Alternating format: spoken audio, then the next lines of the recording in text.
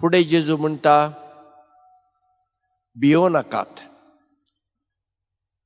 आमची वळखीची, आमची सोयरीदारी, आमची इश्टां आमी खंतीन दुखीन आसल्या वेळार आमकां म्हणटात भियो नाका, हांव तुजे सांगाता आसां. पूण मनशां दिल्ली भास विसरतात. तोंडार ती बरी आसतात पण फाटल्यान मागीर दुसऱ्यांच कितें उलयतात वा आमच्या आदाराक ती येनात.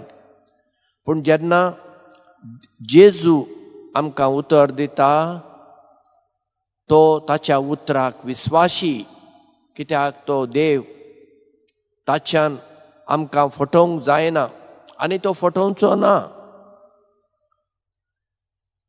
जें कितें जेजून आपल्या शिसांक सांगलें तें आमकांय लागता.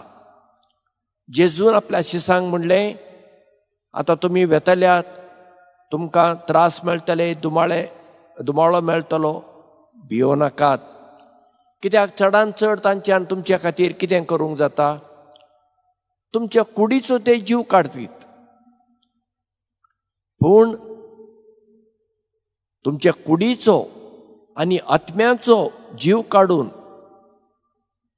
तुमकां यमकोंडान घालची पदवी कोणाक आसा ताका तुमी भियेयात म्हणटा. म्हणजे कोणाक आसा?